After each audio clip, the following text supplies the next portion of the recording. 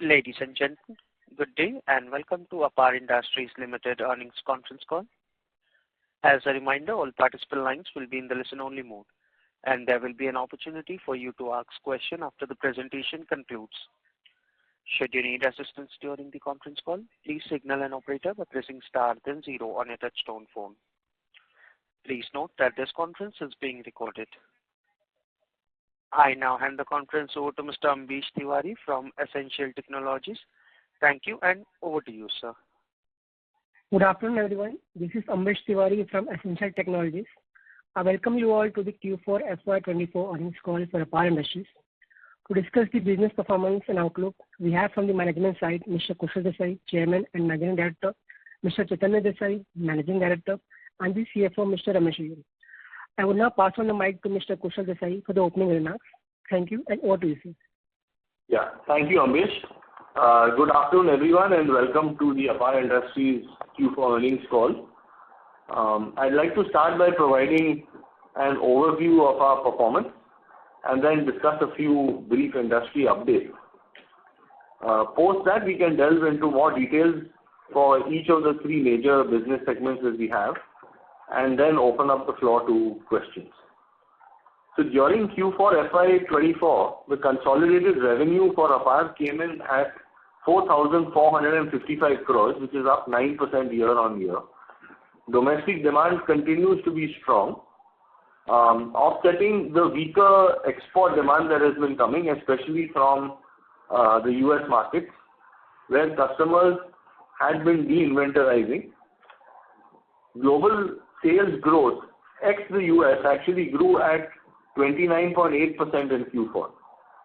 The overall export mix is 39% versus 53%, which was a year ago period. The EBITDA is up 3% year-on-year to reach 457 crores with an operating margin of 10.3% versus 10.9% a year ago. Profit after tax came in at 236 crores, 3% lower than the previous year. But last year, same period was the highest quarterly earnings that we've had on record. It is 5.3% versus 5.9% in the year ago period. Considering the 12 months, the consolidated revenue posted an all-time high, revenue growing at 13% year-on-year, closing at 16,153 crores. The growth is coming from higher volumes in all the three business divisions. The export mix for the year is 45.2% versus 48.8% in the last year. EBITDA for 12 months is 1,632 crores, representing a 24% increase compared to last year. The EBITDA margin for the year is 10.1% versus 9.2% a year ago period. The profit after tax is up 29% year-on-year, which has reached 825 crores with a margin of 5.1%. This is about 70 basis points higher than the previous year. Covering a few industry highlights, data from the Central Electricity Authority reveals that about 3,512 circuit kilometers of transmission lines were added in the month of March 2024. On a 12-month basis, 14,203 circuit kilometers of transmission lines were added, which has fallen short of the planned addition of 16,602. However, looking ahead in the next 3 years, it is targeted to add about 17,500 circuit kilometers of transmission lines per year and about 80,000 MVA of transformation capacity per annum. On substation addition, the Indian substation capacity addition stood at about 78,382 MVA in FY22, falling to about 75,900 MVA in FY23, and it further fell to 70,728 MVA in FY24. Very significantly, the private sector has been making increasing contributions to India's substation capacity build-up. In FY22, private sector entities had added just 1,000 MVA of capacity, which has grown to now 5,000 MVA in FY23, and it has risen to 15,000 MVA in FY24. On the renewable energy front, the year proved to be a strong year for the country's renewable energy sector. India achieved the highest ever annual new capacity addition to the grid, spurred by the solar power segment, which accounted for 81% of the addition. The total new capacity added during FY24 stood at 18.48 gigawatts, which was higher than the capacity added in FY23, that was 15.27 gigawatts. In FY24, and this is the highest all-time high addition in a year. In FY24, the new capacity addition in solar power sector grew by 18% compared to the addition made in FY23. So today, India's installed renewable energy capacity stands at 143.6 gigawatts. And this excludes 47 gigawatts of large hydro power capacity. Amongst the renewable energy capacity, the total solar installed capacity is at 81.81 gigawatts, followed by wind at 46 gigawatts, and 9.43 gigawatts is biomass, and 5 gigawatts are the various smaller hydro projects. Coming to the individual business performances, our conductor business revenue in Q4 FY24 grew 10% year on year to reach 2,328 crores, with a volume growth of about 14% in the quarter. Domestic business of AL59 conductors had a robust demand in this quarter. However, there has been some adverse effects from competition, where higher freight costs impacted by the Red Sea crisis and a slowdown in the US market affected exports in the quarter.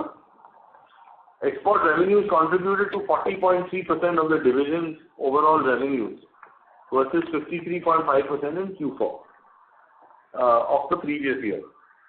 The premium products contributed to 48.9% of the revenue mix. Despite some headwinds from the US market, EBITDA per metric ton post forex adjustment came in at 48,453 per ton on the back of reasonably good domestic demand and execution of HTLS projects. Overall, our order book stands at about 6,885 crores, with the premium basket contributing to 44.8% and the export mix contributing to 37%. New order inflow for the quarter came in at 3,018 crores, of which the premium product mix is 57.5%. During the 12-month period, revenues for conductor division crossed 8,000 crores. It came in at 8,031 crores. So that's up 15% year on year. Export sales contributed to 45% of the revenues, as against 46.5% in a year ago period. Volumes year on year are up 29%. The EBITDA per metric ton post forex adjustment for 12 months came in at 42,141 rupees, which is 4% lower than the previous year. Coming to the oil division's performance, Q4 FY24 revenues are at 1,210 crores, which is 3% higher than a year ago. The volumes grew by 5% in the quarter. Transformer oil volumes, which has actually led the growth, grew 22% over the previous year. Exports contributed towards 43.9% of the overall revenues. EBITDA post forex adjustment came in at 4,251 rupees per KL, which is 15% higher than the same period previous year.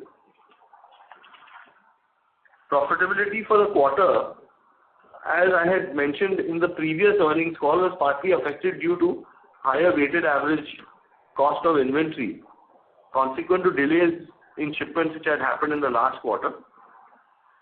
The lubricant revenue came in at 241 crores with a total volume of 17,813 KL.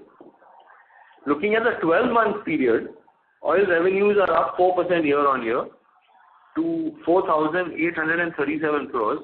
The volume grew by 11%. Transformer oil volumes have grown year-on-year by 15%. And EBITDA post Forex came in at 5,746 rupees per KL. The lubricant revenues for the year are at INR 944 crores with a total volume of 70,625 KL.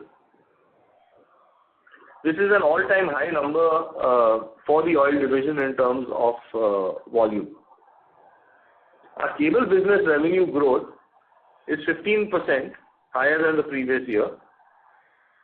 Last year had a high base coming in from the US. If you look at global sales ex the US, the sales grew by 51.8%. Exports overall contributed towards 24.7%, and 52.8% is the figure a year ago. So EBITDA continues to post double-digit margin with 11.4% in the current quarter. Our overall order book is at the moment at 1,436 crores for the cable division.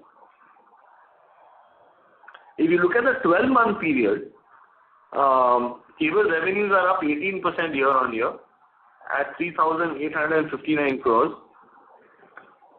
Domestic revenue is higher by 45% year-on-year, and sales ex the US is up 44.8%. So it's really the slowdown in the US market which we had been talking about through most of our earnings calls has come in and hit the overall number. The export mix for the year is 38.3% versus 50.8% a year ago. The EBITDA post Forex for the year came in at 11.4% versus 10.5% in the previous period. The US order intake has slowly started improving as the inventory rationalization gets completed and some of the solar projects are starting to get executed. We have seen an increased level of inquiries coming in, but the inquiry to closure of orders cycle is actually still fairly long. The Red Sea crisis has impacted the supply chain, and this in turn has affected volumes, especially to Europe, where the freight costs are still high compared to prior periods. And this has enabled local players to be more competitive, relevant to exporters like Apar. However, the domestic business looks strong in terms of volumes given the thrust on renewable and the renewable capacity being added, transmission lines which will be required to be added for evacuation of power, and other infrastructure development. I'd like to point out that we have a detailed corporate presentation on our website and would encourage all of you to please access the same and go through it. It's much more detailed than we can cover on this call. However, coming on a cautious note, we see increased competition coming from Chinese exporters in most of the markets. Even in the US markets, they have been trying to skirt around the tariffs by illegally routing products through alternate geographies. Some actions have already been initiated by the US authorities, and this activity is actually getting more intensified.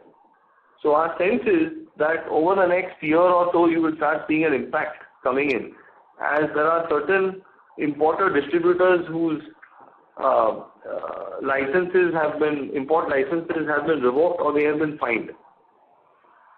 We are also seeing a short-term slowdown in demand from tenders and some of the new conductoring work, at least for this period, given the fact that decision making is reasonably paralyzed due to the ongoing elections. However, we remain optimistic that the basic growth drivers remain intact, both in the domestic and global markets, especially if one takes a slightly longer term view. So with this, I'd like to come to the end of my comments. I'd like to thank everyone for joining this call, and we can now open up the floor to questions.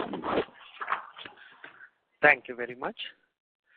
We will now begin the question and answer session. Anyone who wishes to ask a question may press star and one on their touchtone telephone. If you wish to remove yourself from the question queue, you may press star and two. Participants are requested to use handset while asking a question.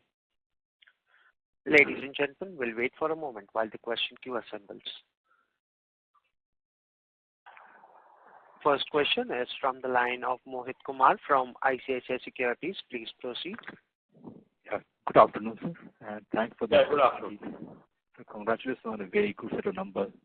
So my first question is on how do you think about selling premium conductors in export market? And do you think the demand in the US market will come back in a couple of fiscal? So premium products in the US will be sold. It will take a little longer for us to penetrate those markets. Currently, the premium products are being sold more in India. And with regard to the US market coming back, the information we have is that this year it will continue to be a little soft. But the expectation from the customers is that from next year onwards, next calendar year onwards, things should pick up. And so given that our capacity utilization is very high for conductors and for cables also, I guess, where are we in capacity expansion? I think we were undertaking capacity expansion last year. Can you just throw some color on that? So in terms of capacity expansion, Mohit, we are continuing as per our plan. During last year and through various interactions we had, through the whole QIP process, all the documents out there, we were talking about doing 350 crores to 400 crores capex a year on year. So that program still remains pretty much on track. And we are investing on the conductor side on our rod making, alloying capability, metal treatment, stranding, as well as on the premium product side, expanding our CTC, that's the copper transposed conductors, is going to transformers. So we are expanding that capacity as well as the bus bars and drones. So the expansion is going on. We fundamentally see that the long-term growth drivers, remain intact. And some of these projects, are getting delayed because the expected rate reductions haven't taken place, announced by the Fed. There has been expectation that, there would have been 3 reductions, now it's down to possibly 1 or none. So there is a little bit of a wait and watch, given that many of these projects are leveraged. But otherwise, the growth drivers still seem to us to be pretty much intact. So we are going ahead with, these capacity expansions. Also, we need to keep in mind that getting best of class equipment today has significantly longer lead times compared to what it was 2 or 3 years ago. Understood, sir. Thanks and all the best, sir. Thank you. Thank you. Thank you. Next question is from the line of Amit Anwani from PL Capital. Please go ahead. Hi, sir. Good afternoon. Congratulations for good set of numbers. My first question is... Sorry to interrupt, Mr. Amit. Your voice is very low. Can you please use the handset? Is it better? Yes, this is better. Please go ahead. Yeah. Hi, sir. Congratulations for good set of numbers. My first question is on the EBITDA per ton of 48,000, and you did highlighted in PPT that this is because of the premium products, high margin premium products. So just wanted to understand any particular product which is driving this kind of high EBITDA per ton this quarter. And second, wanted to understand some sense on, you did highlighted in your presentation about the premium products breakup on HEC, copper, OPGW. So just wanted to understand any particular product within premium which is, contributing much higher, and also the contribution of AL59 in domestic market. How was it? So this, in general, Amit, this premium conductors has been a higher share. If you look at this quarter, it has been about 49% of the total conductor value, and therefore, we see that increase in the margin. Also, as the volume has been higher, we also get a lot of economies of scale due to lower conversion cost, due to which the EBITDA per ton has gone up. At the same time, there also a one-off recovery against some old provisions that we had created, and we were able to recover that debt. That has also added to the bottom line, increasing the EBITDA per metric ton by about 1,500 per metric ton. So all in all, it has resulted in a higher EBITDA, and nothing specific more about the HTLS and reconductoring projects that has been there as part of the premium conductors, and more of such orders have been executed during the quarter, which has resulted in this margin being high. Right. So any sense on AL59 contribution? AL, we don't give a specific product-wise contribution as compared to the total number, but AL59 volumes have also been going up in recently. Right, sir. Second, on the capacity utilization, with the full year volumes for conductor almost more than 2 lakh tons, and I recollect we were at about 180-190 lakh tons. So just wanted to understand, since we have a robust outlook for upcoming years, how much time it takes for capacity, and what kind of capacity or number are going to increase by 50%, 100%? And so, in our case, capacity expansion happens almost continuously because we predict the demand 1 year in advance. And typically, in the conductor division, we operate about 90% capacity utilization. So as we see orders coming in and the demand going up, we tend to increase the capacity by 10-15% year on year. There could be some periods where the capacity utilization may be less, and some period could be high. But typically, it's a more of a continuous process. And as of currently, we have a capacity of about 2.15 metric tons per annum, and we are continuously also increasing the capacity. Lastly, on the acceptances, we did talk about during our fundraise that we'll be focusing on the working capital rationalization. So just wanted to get a sense what should we consider as a benchmark for the acceptances or working capital or the interest to sales in FY25-26. Yeah. So this quarter, if you see, because of the QIP funds coming in and getting deployed in working capital, our interest-bearing LC has come down. It's about 3,200 as of March 10th. And depending on how our working capital we are able to rotate, this number will change. And also, as the business volume goes up, then you'll see increase in this value. So can we consider 2%, 2.5% interest to sales as a? I guess maybe what you see the numbers for this particular quarter is slightly lower because of the lower interest cost that is coming because you've deployed the QIP money. But at the current volume, maybe about 112 crores of interest on a quarterly basis is something that you can predict. However, volume going up, this may go up further. So thanks for taking my question. Thank you. Thank you. Next question is from the line of Nitin Arora from Axis Mutual Fund. Please go ahead. Hi, sir. Thanks for taking my question. Just on the conductors first, I mean, your order intake has been quite strong again. For the whole year, it's up 20.4%. Generally, given your strong commentary on the domestic side, plus your capacity part, you still think you'll be able to grow conductor revenue by 18 to 20% this year? That's my first question. And second, if you can comment on the profitability of the conductor segment, how one should look this 42,000, going where, if you can little bit more sense. Then I have one more question, I'll take it after this. So now, if you look at what we have been guiding is pretty much on a medium to long-term perspective. We don't really give guidance on a short-term perspective because the nature of our business is that sometimes you execute more in one particular quarter in a year, that distorts, the entire overall number. Say, for instance, in this year, we grew the conductor volume by about 29%, whereas we've been guiding about 15%. So typically, what happens is that as the project gets executed, depending on the pace of the execution, you tend to get more volumes in a particular quarter. However, what we feel is that as the fundamentals are intact, on a medium term, on long term basis, we expect the conductor division to grow about 15% on volume terms staggered. There could be few quarters and periods where, depending on the level of execution, this percentage will vary. But clearly, on a long term, we expect this to grow about 15% CAGR basis.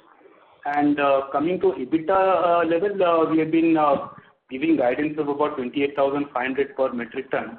Again, though we have been getting about 40,000 per metric ton in the last financial year. However, looking at a long-term point of view, depending on the level of competition and the pace at which project gets executed, we continue to guide about 28,000 per metric ton. Plus, definitely there could be a lot of tailwinds that we get as we execute these projects. So those would get added on to the EBITDA numbers. Got it. Just, on the starting commentary on the export, we are seeing export mix is also down quite, from the mix perspective, and domestic is growing way faster. But given that exports is, the mix have come down, you're saying it will take a little more time. But here, at least from a declining perspective, it should stop. It's more of a bottom you see, or you still think it will take 2 or 3 quarters away where we'll start seeing growth, or at least we could be flattish. I'm asking more from a profitability mix perspective. If you can throw some light there. So this export mix actually has come down because last year we had a very high, growth coming from the earlier year, and largely because of US, export sales being high. Now, depending on the situation that's prevailing on ground on US, the interest rates being high, and also elections coming up in the US, we are seeing a slowness in the last year, due to which the demand has been less. However, we expect that going forward, once these things get cleared off, this project could be more executed, and we may get back to the mix that we have got in the last financial year. Got it. Thank you very much. I'll come back in the queue. Thank you. Thank you. Next question is from the line of Naman Parmar from Nivesha Investments Advisors. Please proceed. Yeah, good afternoon, sir. Thank you for the opportunity. My first question is related to what will be the opportunity size of the cables or a conductor on a transmission side and cables on the distribution side. Can you provide me that? So on the conductor side, there are basically, when you look at transmission lines, there are 2 opportunities. One is new transmission lines that are being built to evacuate power from the new power generating location. So for example, there's Khavda where, there's 3 sets of 10 gigawatts each solar power coming up, and you have transmission lines evacuating power from there. So one growth is coming from the addition of new transmission lines. The second area of growth for us is coming through the reconductoring of existing lines. So for example, if you see, there has been power has been growing at almost 8% as CAGR. And we are expecting that in the month of June, the government has announced that India could have the highest shortfall of power in its history, because consumption is increasing. So as a consequence, reconductoring projects will also come up. They have been happening, but they will also continue. The third thing is that in the mix that we have of our conductor division, we also do the copper transposed conductors for transformers. And you may go through the earlier earnings calls that we have had. We've explained that, when you're building a transmission line today, the investment that's happening in the substation is almost gone up to 50% of the total transmission line, which used to be about 30%. And of that, the transformer is a very major portion. So transformer demand has been growing, and we supply 2 products into the transformer. One is the copper transposed conductors, which come from the conductor division, which also has been growing. And in fact, in the 350 crore capex, we are putting in a substantial capex for growing the copper transpose conductors. And of course, the other area is transformer oil, which, as you heard in my opening remarks, that after a long time we are seeing strong double-digit growth, over like 12-15% year on year. We expect that growth to continue in this year. On the distribution side, which is primarily the cables, you have drivers coming from the addition of infrastructure in the Indian Railway, from defense, from the renewable energy sources, which is both solar and wind, where Apar has a significant presence. And then there is also the government schemes which are there for strengthening of the last mile, which is the RDSS, etc., where the cables are going in along with the metering solutions to moving to digital meters and reducing losses and theft. So these are like primarily the segments that we would see the growth coming.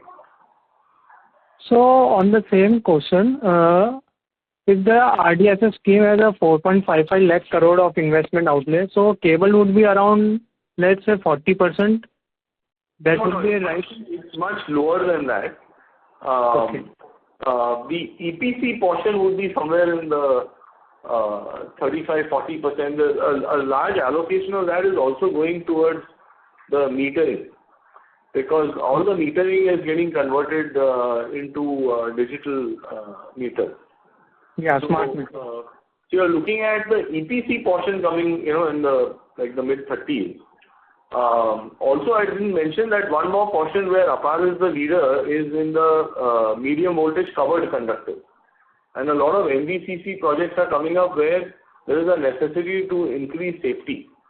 You have 33 kV lines running, which are very close to residential places or even commercial places, which are being replaced by these medium voltage covered conductors. So that is also covered under the RDSS scheme. But it's not underground, it's an overhead solution. Okay. And my second question is related to, if a 10 megawatt of solar project or wind project is deployed, then how much percentage cost would be of a cable or a transformer as compared to a thermal project? So the cable content is approximately 4% of the cost of the generating. So if you were to spend 100 crores, then 4 crores is what would be the cables that would go in at the site. And the transformer side completely depends on the size of the project and the size of the transformer that is required. So there is no direct, sort of correlation. Okay, so you have 1 gigawatt coming in or 500 megawatts, you would have correspondingly the size of a transformer, because it's dependent on the transformation capacity that you're looking at. Okay. Okay, thank you so much, sir, for answering them. Yeah, okay. Yeah. Thank you. Next question is from the line of Charanjit Singh from DSP. Please proceed. Yeah, hello, sir. Am I audible? Yes. Good afternoon. Good afternoon, sir. First of all, congratulations on good set of numbers. So my first question is regarding this US market. You touched upon, certain distributors getting banned. Are there any kind of, distributors here which are common to us and, some of these, who are supplying Chinese product, and can they have an impact from near to medium term perspective on our US volumes? So, most of the companies that we have been dealing with, we've been, they have, none of them have got into this trouble as of today. But we've heard not only from them, but also recently there was a very major IEEE trade fair in California just a few weeks ago, where, this information, it's been happening for a while, but the US authorities have started cracking down on this. And none of the people that we have been dealing with, have been affected. But I think they are a little bit more optimistic that others have been cracked down upon who are using this channel for bringing in products which were a bit cheaper. Got it, sir. So the other thing is now you have touched upon the premium products. Their contribution is rising. So if you can just touch upon this premium products as a percentage of the market, how large it is, how fast you expect this to grow, and within that, how is the competitive scenario in terms of which are the other players present in the premium category itself? You're talking about for conductors or? Yes, sir, for conductors. Yeah, conductors. So in the premium category products which we have, our largest competitor is Sterlite Power, because they have pretty much the same footprint that we have, except for a couple where we are unique, and have unique product offering. There are others like JSK and who are trying to also enter the HTLS market. In that premium range, we are also seeing a growth, as I mentioned just a couple minutes ago, on the copper transposed conductors. See, there is a new requirement that has come in from Central Electricity Authority, which requires you to use copper transposed conductors for all transformers that exceed 400 amps. So the high voltage transformers will all have to shift towards using CPC. So that is another area of growth. There our competition is not the names that you would typically hear. They are all copper players like Precision Wires and KSH, etc. These are all private companies, but they are in the copper business as such. Now, if you ask me what is the growth of this going to be, we see that the growth of copper transposed conductors are approximately 22 to 25% of the cost of a transformer. So as you will see, the amount of transformer ordering that's coming on of 400 amps and above, it is directly proportional to that. And that expectation is that it will be at least in the double-digit kind of growth. In terms of HTLS, there is a huge amount of the market is very, very large for reconductoring. It's a question of the amount of money that's being allocated, to do the reconductoring work. So moment these projects are announced and funded, then the work typically starts on this. So it's really a function of the amount of money that's being allocated. All I can leave you with, because it's difficult to pin a number as you look over a number of years, is that with the electrical demand growing, the last few years CAGR has been 7.5 to 8%, and the last month's numbers came in at an 11% year-on-year growth for the month of April. There's a lot of this work will have to come up. Now I can't tell you which quarter it will happen, but if you look at it over the next 3 to 4, 5 years, there will be a lot of reconductoring that will happen in the country. So does that sort of answer your question? Yeah, thanks for the detailed answer. So my subsequent question is just more on the industry level. What we are hearing is that across the power transmission supply chain, there are severe supply related issues. The demand is exceeding the supply. So how long do you think that this kind of a scenario can continue in the overall sector from a demand supply perspective in the power transmission equipment space, mainly cables and wires and conductors where we are present? I would say that now the industry has increased the supply, including ourselves. So there is no, I think, problem on the supply chain as far as our products are concerned. Yes, there is a growing demand, and we are taking steps to expand our capacity. So I don't think there is an acute problem or anything. So there was a short-term issue that had come up when the standards changed from conventional pure aluminum ACSR conductors to the AL59, because the alloying process requires very specific equipment and also investment. So when the shift took place, there was a short-term period where these equipments had to be bought and installed, etc., etc. I think that phase is already over. So today there is no shortage as such of the whatever demand is there, it can typically be met with capacity that people have. Got it, sir. Thanks for taking my questions and all the best for the future. Okay, thanks. Thank you. Next question is from the line of Raj Rishi from DCPL. Please go ahead. Mr. Raj, your line is unmuted. Please proceed.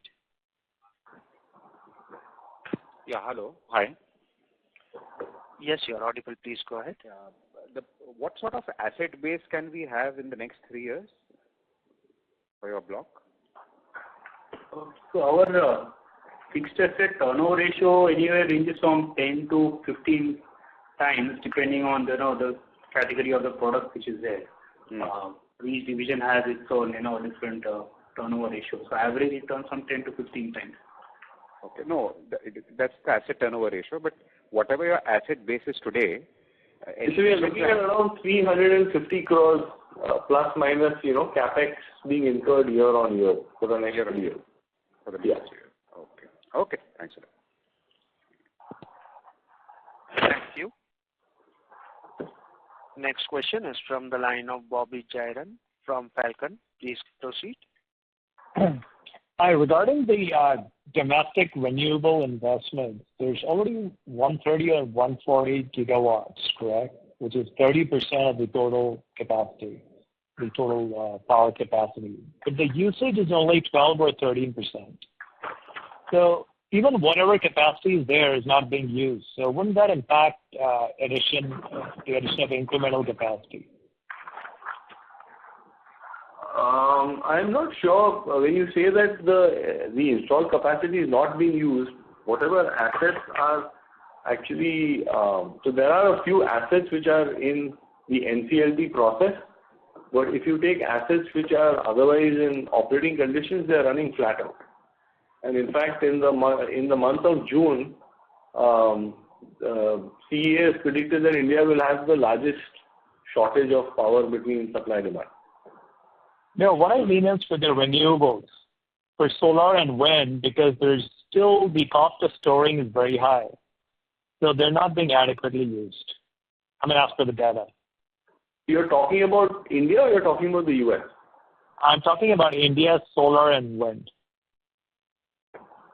So as far as solar and wind is concerned, I think it's going straight into the grid. I don't know of a large portion of solar or wind assets not being utilized.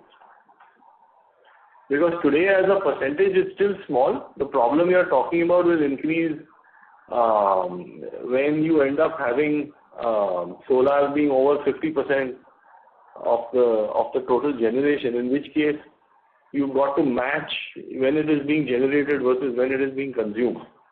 At the current generation of units, that problem is not really a problem. At least I'm not aware of it. Okay, I understand. The second question is, for the U.S. market, the U.S. has been aggressively imposing tariffs on Chinese aluminum, steel, and all that. Couldn't the same happen to India because they actually want their domestic producers to benefit from all the spending? The U.S. government is not so strict, so they don't sort of mandate that the customers in the U.S. have to use only American-made product. So basically, it's a supply-demand situation, and if the EPC or the developer goes back and informs the authorities that the local producer is unable to supply the material on time, then the project would get delayed. Then they don't have an issue, and they allow the imports to happen from places like India. Also, the tariff for Indian import of the kind of popular conductors that are there in the United States, they are going to between 5% and 15%. So it's not that there isn't a tariff. It's actually the tariff is higher to export a conductor from India to the US than to import something into India, which is at 5%. So there is already a tariff in place that is protecting local industry. In the case of Chinese product, the tariff is at 25%. Right. Okay. Thank you very much. Thank you. We'll take the next question from the line of Vidit Trivedi from Asian Market Securities. Please go ahead. Hi, sir. Thank you for the opportunity. My question is on your opening remarks. You just mentioned that, there's a threat from the Chinese players. So could you please elaborate a bit on that, and how much it will impact on the margin, and what growth you foresee for the cable segment as a whole for the coming year? That's it. Thank you. The Chinese have been aggressive in the markets where they have already been existing and having a fair amount of share. So those markets are typically in Asia, Africa, Latin America. They are not so much in North America, and to a small extent they are in Europe also. So their emphasis has been to kind of retain their markets. And after COVID, we are seeing that at times the price of the aluminium in China is sometimes favorable to them compared to the London Metal Exchange, and those are a few times, but during these periods then they are more competitive compared to the rest of the world.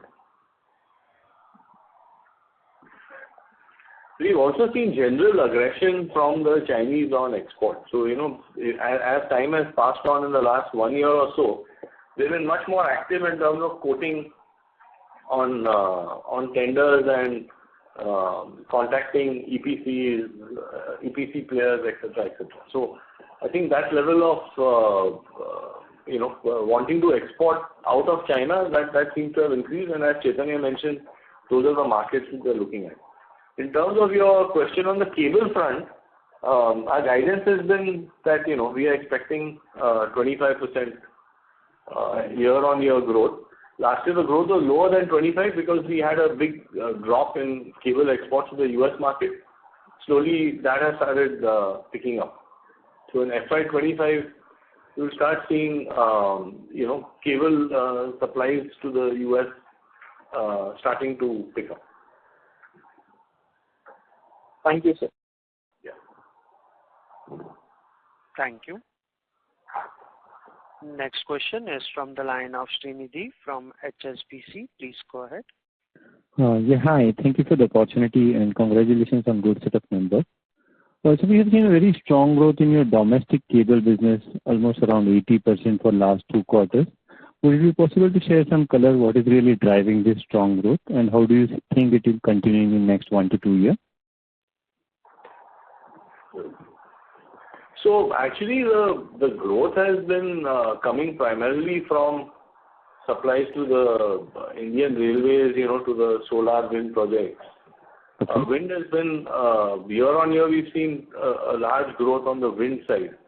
Because, as the local players like Suzlon have redesigned their windmills, they've become far more efficient. They move from 2 megawatts to 3+ megawatts. So the wind sector has grown, solar sector has grown, our shipments to Indian Railways has grown. Our LDC business, which is the B2C business that we sell of the Apar Anushakti wires, that has also grown from about 170 crores to about 260 crores. So we've seen overall growth on the domestic market. Power cable business also has grown with supplies to various metros, etc. So the overall side on the cable market domestically has grown. We've almost seen a 40% growth quarter on quarter in the domestic side. Right. And do you think, sir, there's a strong tailwind going into next year as well? Because a lot of these forces... On the cable side, we see on the B2B cable side, the demand growth is definitely there. There is increased competitive intensity because all the major players are looking at increasing their capacities or in various stages of increasing capacity. So there will be some amount of competition that increases, especially in some of these specialty sectors. But the growth is definitely there. Right. And sir, may I ask you to give some breakup of your annual cable business by different product types, like how much is power cable, how much is specialty, how much is LDC? We have a broad breakup for the overall products in the corporate presentation. Sure. I'll have a look at it. Yeah. Have a look at it. Thank you for answering my question and all the very best. Yeah. Thank you. Next question is from the line of Gaurav Uttarani from IIFL Securities. Please go ahead. Hi, sir. Thank you for the opportunity. Congrats on a good set of numbers. Sir, could you highlight how the margin trends would be in the coming quarters as we are seeing the copper prices are inching up or other raw material prices are inching up? If you can highlight how the pass on will be to the end customers or to any of the customers in this segment, say specifically for conductors and cables. So both for conductors and cables, our margin will not change depending on the prices of copper or aluminum going up and down, because we run a full hedge book. There is complete back-to-back hedging that happens on all the orders. So the margin per unit may not significantly change. However, depending on the price of aluminum going up and copper going up, there could be, the project cost is increasing for the customers, then they may kind of postpone some of their projects. And if they expect the copper price or aluminum price to come down, then we may see some kind of postponement of the project. But for our company, the margin profiles are unlikely to change because we do a back-to-back hedging. Okay. And so could you just please highlight what was the growth rate in transformer oil for the full year FY24 and 4Q in terms of year-on-year growth? Yeah. The transformer oil side of the business, as I mentioned in the earnings call, we were up 15%. 15% annually for the full year. Okay. And so last question on the order book, for the conductors, what would be the export mix for this current order book, which we have of 68 billion? Just 38%. Yeah, it's about 38% is export mix, conductor pending order. Okay, then for cables, sir? Cable, the total order book is about 1,400 crores. 1436. 1436.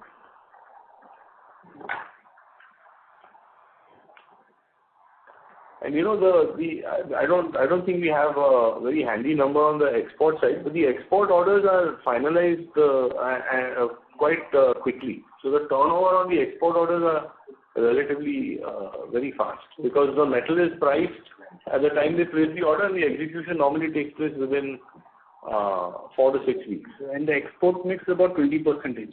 Yeah. Oh, 20%. Okay, sir. Thank you. That's all from my side. Thank you. Next question is from the line of Anand Trivedi from Nepean Capital. Please proceed. Yeah, hi, Kushal. Congrats on a good set of numbers. My first question on the U.S. market. Can you break down how much of your business comes from the U.S., and given the fact that you mentioned that it will be slow in the coming year as well, do you see the Indian market making up for the growth or lack of growth in the U.S.? Yeah. So far the Indian market has been actually quite strong.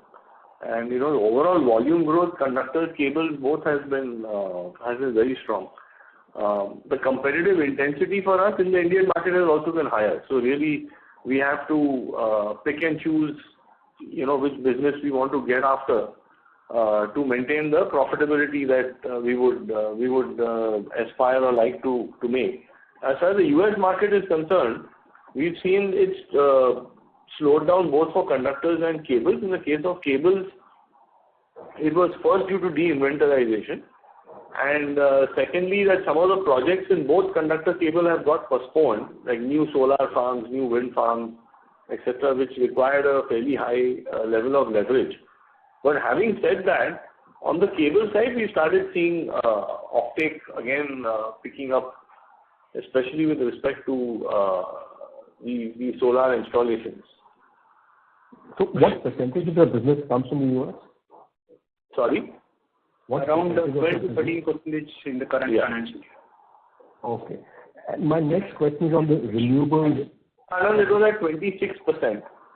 And today, at its peak, that means in FY23, so it was at 26% of the revenues of that year. Today, it is at about half of that, about 12 to 13%. 16%. For the company as a whole was 16. Oh, sorry, 16%. So it's at around 12%. Last year was about 16 to 17%. Currently it has come down to about 12. Okay. And on the renewable side, do you further break down how much of a business comes from renewables, and is that growing at a much faster pace? In our corporate presentation, we have had a slide in terms of how much our total products come from renewables. We have given that in a slide in the corporate presentation. Okay, I'll look through that. Thanks so much. Thank you. Next question is from the line of Akshay Shah from Chris PMS. Please proceed. Thank you, sir, for opportunity. Sir, our transformer oil business is growing very fast. Is it expected to growing at the same pace? We expect it to grow at double digit for sure, because as I mentioned in the opening remarks, that the amount of transformers getting installed and the amount of substations that are coming up, not only in India but even around the world, is continuing to increase. So we see double-digit growth in transformer. Okay. Can you mention transformers that are going to establish in the world in the next 3 to 5 years? You mean what is the transformation? So it's counted in the form of MVA. I don't have that figure, clearly available. But the Indian market, the transformation capacity has been planned to be added at about 80,000 MVA for India. And if you see, I mentioned the numbers for the last 3 years. It's been falling from 79,000 to 76,000 to last year was 71,000. We're expecting it to pick up to 80,000 MVA from this year onwards. Okay. And sir, apart from new transmission line, old transmission line are changing. So with that, the new transformer will also be placed. So the demand of transformer oil will decrease as there are new transformer installed? No. So what will typically happen is that if there is a large increase in the transmission line, then along with that, the substation also will have to be upgraded. So a new transformer will go in, which will be filled with fresh transformer oil. It will also increase the demand for our copper transpose conductors which go into the transformer. Okay. So reconductoring for Apar actually, the largest portion obviously comes from the reconductoring piece. But there is also a substation upgrade that has to take place. Okay. Thank you, sir. Thank you. Next question is from the line of Yash from Stallion. Please proceed. Hi. Thank you for the opportunity. Am I audible? Yes. Sir, I just wanted to understand what is your volume growth for this quarter in your cables division for India? In the cable division, we don't report the volume numbers because there are too many SKUs of different sizes. So we have only been reporting the value growth there. Okay. We are expecting a 25% year-on-year growth over the next few years. Right. And this is, I see. And this is in terms of volume growth, you're saying, for the next couple of years? The value. Because, in our case, we have a huge variety of specialized cables that we make across so many industries. So the only common denominator is really value. Right.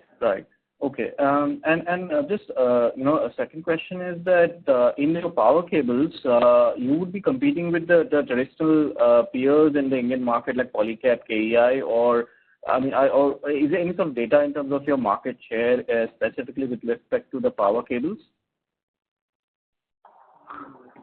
So there is no, I wouldn't be able to tell you exactly what percentage it would be as part of power cables. The entire cables market is around between 70 and 75,000 crores.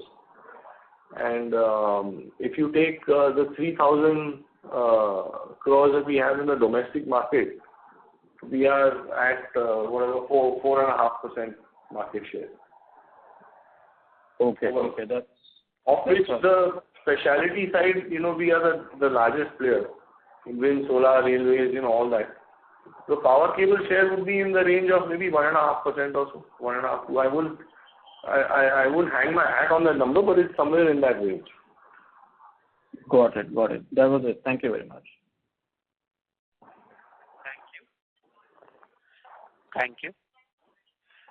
Next question is from the line of Himanshu Upadhyay from Burglar Rock PMS. Please proceed. Yeah, hi, good afternoon. One thing on the first was that Chinese competition, what you have stated, it is in both conductors or cables business means, or it is only in conductors when you were... So we see the Chinese competition coming in both products, in conductors and cables. Over the years, we've been more active on the cable side, less active on the conductor side. But right now, we've been seeing in certain countries, we've been active in both product categories.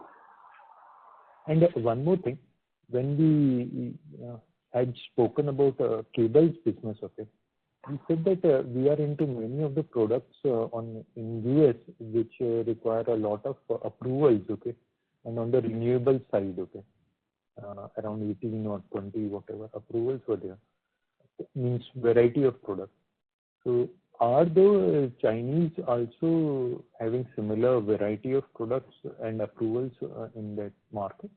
No, the Chinese are very active as in the building wire segment, which are the products which go into commercial and residential, real estate projects, etc., etc. So the building wire market, just like in India, also if you take the building wire market is almost 40% of the total market. The US is something that's a similar number, and the Chinese products are actually most active in that. They have also started routing products that go into the solar side, which is your string cables and power voltage, the photovoltaic cables. So there, we actually make a very good product that's very well accepted in the US. But the Chinese products coming via some locations is probably being priced lower than our product. That's the market which I was talking about, where some of the distributors have been, there's been raids on their warehouses and stuff from the US authorities. But otherwise, their predominant position is on the building wire side. Okay. And we are very small in building wires, whatever I used to... We have a building wire business. And part of those, we are talking about those 18 odd approvals, which are the UL approvals, the underwriter laboratories approvals. So we have a full range in there, and we continue to sell some of these building wires as well.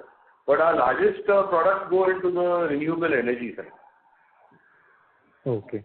And what is the progress on Anushakti this year, and in terms of distribution and presence? As I mentioned, we were at 175 crores, about 170 odd crores last year.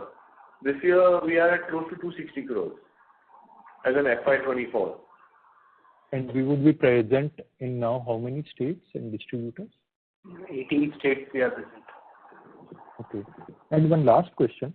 We have seen a 22% volume growth in global transformer oil for the quarter, but the segment volume is up 5%, okay? Which would be the segments which are not growing that well? And has the margins improved for transformer oils, as not all oil companies would be in the approved vendor list for all transformer companies, because it was a duopolistic market? And is the transformer oil demand also strong in export markets? Generally, we were not exporting transformer oil. Transformer oil demand has been strong, both domestic as well as overseas. The overseas growth has been even higher than the domestic market growth. If you take the full year, we are looking at a 15% growth. And if you look at the other product category, the overall growth has been 11%, of which transformer oil has been 15%. So most of the product lines that we have grown, but they've grown in smaller numbers for the year. See, one more thing, because a lot of industrial oils also, we are the rubber processing and all those things. So as manufacturing moves up, would not the volume of them also will increase in similar proportion, or means not to the rate of transformer, but again at a better rate than what historically they have been? Would that be a right assumption?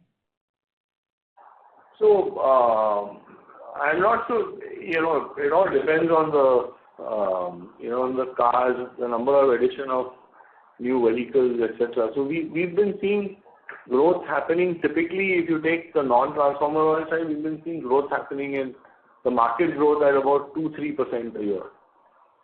And the lubricant growth is definitely in that range, the industrial lubricants, automotive lubricants. Okay. And how is the margins on transformer oil? Because it should have improved because some of the other oil companies... We've not been commenting on individual product lines. If you take overall, the margins have improved this year compared to the previous year. And that has been largely contributed from the transformer oil growth that has happened. Okay. Thank you from my side. Okay. Thank you. Next question is from the line of Sagar Dhawan from ValueQuest. Please proceed. Yeah. Thank you for taking my question.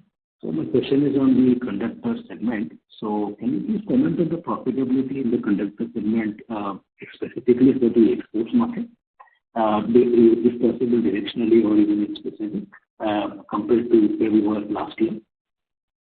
Your voice is not clear. Can you repeat the question? Yeah, sure. Is it better now? Yes.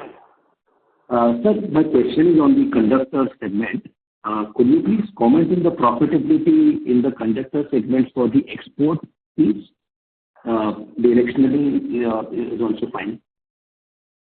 Yes, but we don't give out specific information on breakup into domestic and exports because the number of products and the category of products are way too huge.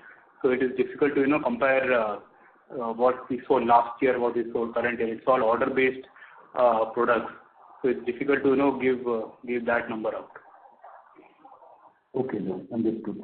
And would the profitability in the export be lower than the company average, or would it be higher than the company average of 48,000 per metric ton? It's difficult to compare that because, as I said, the products are completely different. What we sell in India are the premium products. What we sell export is the conventional products. So the product lines are different. The bill of material is different. So it's difficult to compare that way. But typically, the same product sold in the export versus domestic, we would generally make a better margin in export versus domestic. But as Ramesh says, the mix is completely different between. We don't sell a lot of standard products in the Indian market. We sell more premium products in the Indian market. And most of the standard products are sold in export markets where we get a better realization for them. Understood, sir. And one second question from my side is on the market share. If you could share for the CTC, what is our market share in that? So copper transport conductors, we are approximately 20%. Approximately. Okay, that's it from me. Thank you. Yeah. Thank you. Next question is from the line of Amit Anwani from PL Capital. Please proceed. Hi, so thanks again. Just one question on the exports. You did highlight it that the US market and domestic market, how the growth has been. Just wanted to understand X of US, X of domestic, how has been the outlook for the other markets. And I recollect a few months back, we used to highlight that there is a lot of traction also for the premium products in the few geographies, including Australia. So just wanted to understand the sense for both cables and conductors, X of US and domestic. So we had commented that the Australian market is an important market for us, and it's, in terms of export market, it's the third largest region after the United States. Then it was the EU last year, and then number 3 was Australia. The market potential itself is much lower than these two geographies, but we have a good presence in the Australian market, and that market continues to grow. We've sold more product in FY24 than in FY23, and I think in FY25 we should exceed what we've done in FY24 in Australia. Sure, sir. So we also have a good presence in Australia on our specialty oil, where we have over 30, almost 35+% market share for transformer oil, and we have almost 50% market share for white and pharmaceutical. So if you take the whole bundle, then actually Australia is quite a strategic market for Apar. And so this we are talking about the premium products, or? No, so there's a full range, across the range of products. So there's conventional aluminum conductors, there are some specialty aluminum conductors, there's a whole range of cables. In cables, the maximum volume goes again into renewable energy projects. So we've supplied more than 75 renewable energy sites in Australia with our cables. Our transformer oil also has been going into transformers that are supplied to many of these sites, but supplied locally through our Australian distributor. Sure, sir. Thank you. Thanks for the answer. Thank you. Next question is from the line of Mukesh, an individual investor. Please go ahead. Hello, sir. Thank you for the opportunity. Just want to know about our capacity utilization, product level capacity utilization, and what would be our capacity for next increase for next year. We would see about 90% capacity utilization for conductor and cable division. As we are increasing the top line, the capacity will go up. We'll be looking for 10-15% increase in the conductor capacity. And in case of cable, we expect a 25% growth in capacity year on year. Okay, that's it from my side. Thank you, sir. Thank you. We have our next follow-up question from the line of Akshay Shah from Chris PMS. Please proceed. Sir, we are in power cable, we are in conductor, we are in transformer oil. So, seeing the good demand in transformer also, why are we not adding into this sector also? Is it entry barrier are very high?